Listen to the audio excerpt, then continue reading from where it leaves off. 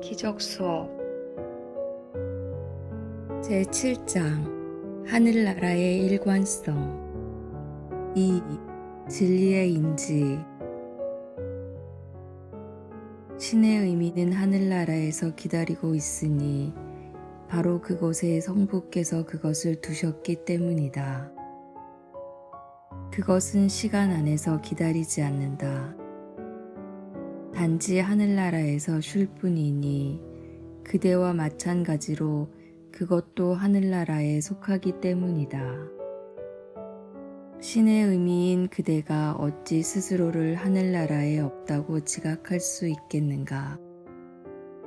오로지 자신이 실제가 아니라고 경험함으로써만 그대는 의미로부터 자신이 분리되었다고 볼 수 있다. 바로 이것이 에고가 정신 이상인 이유이다.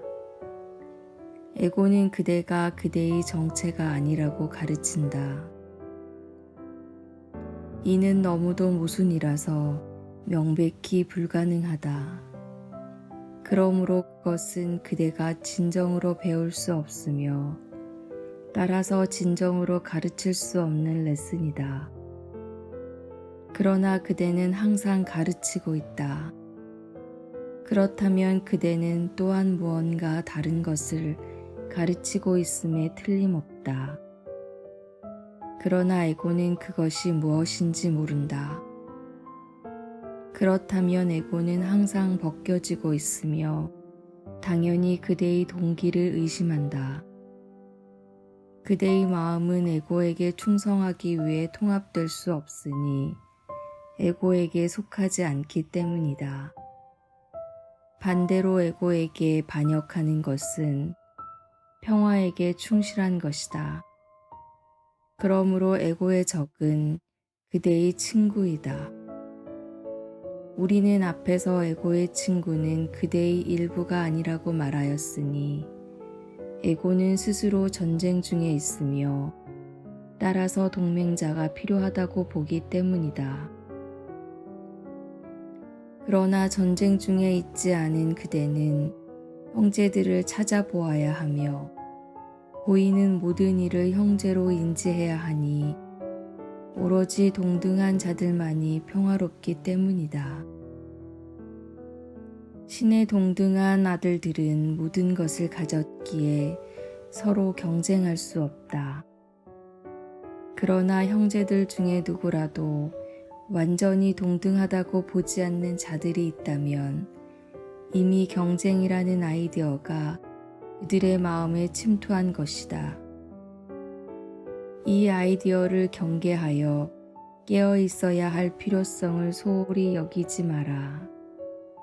바로 그것으로부터 모든 갈등이 비롯되기 때문이다.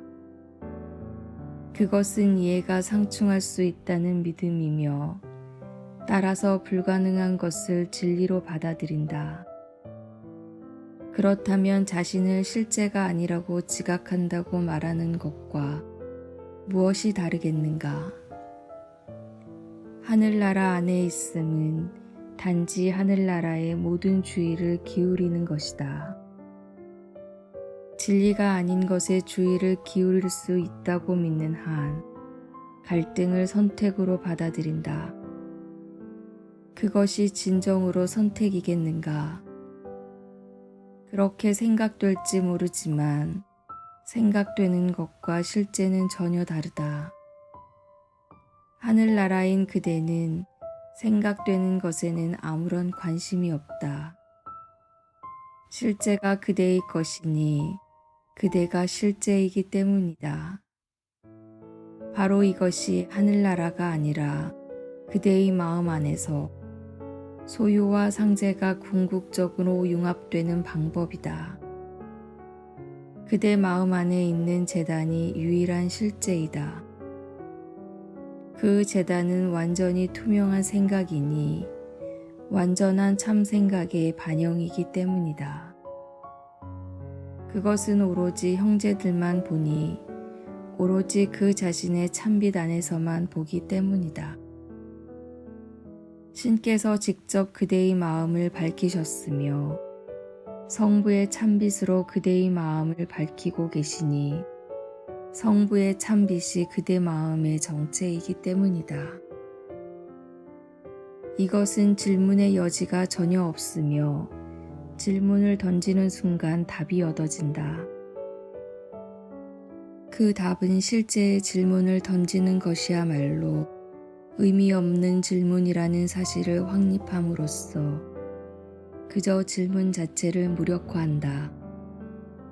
바로 이것이 성령이 결코 질문을 던지지 않는 까닭이다.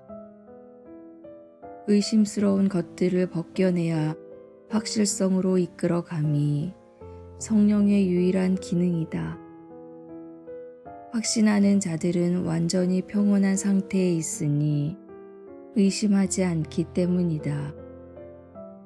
그들은 질문을 제기하지 않으니 의심스러운 어떤 것도 마음에 들어오지 않기 때문이다.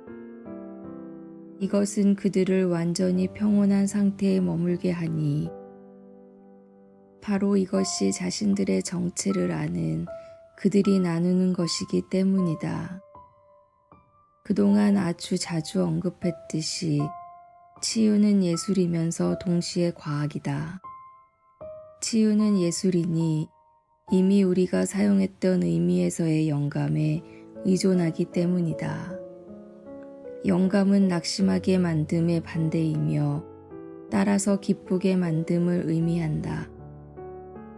낙심한 자들은 우울하니 문자 그대로 영이 없다고 믿기 때문이나 그것은 환상일 뿐이다.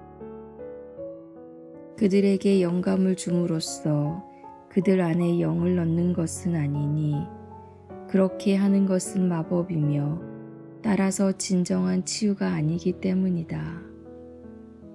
그러나 이미 그들 안에 있는 영을 인지하고 그것을 다시 일깨울 수 있다.